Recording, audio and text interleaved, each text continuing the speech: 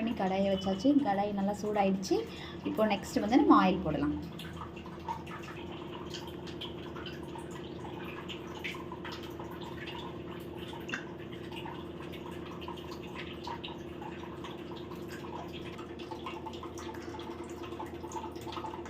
இஞ்சி தட்டி வச்சுருக்கேன், பூண்டு கட் பண்ணி வச்சுருக்கேன், அண்ட் கருவேப்பிலை, ஆனியன். சின்ன ஆனியன் போட்டால் நல்லாயிருக்கும். நம்மக்கிட்ட சின்ன ஆனியன் இல்லை, அதனால் இப்போதைக்கு பெரிய ஆனியன் நம்ம சேர்த்துருக்கோம்.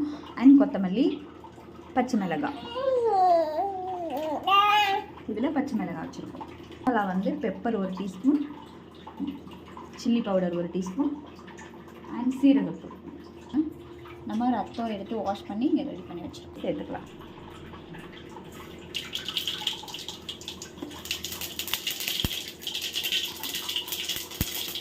சில்லி சேர்த்துக்கலாம். இப்போ வந்து க்ரீன் சில்லி.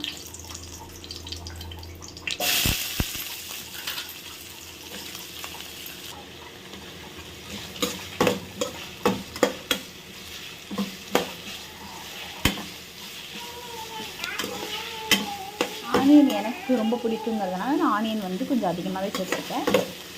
உங்களுக்கு தேவையான அளவு நீங்கள் ஆட் பண்ணிக்கோங்க.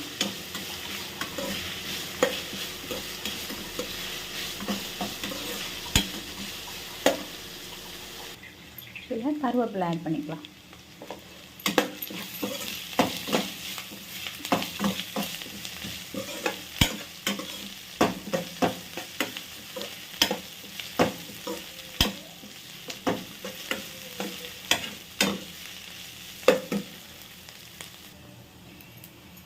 இப்போ பூண்டு,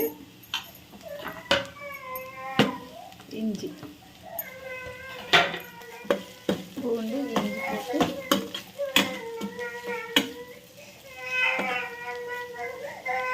சீரகம் போட்டிருக்கோம்.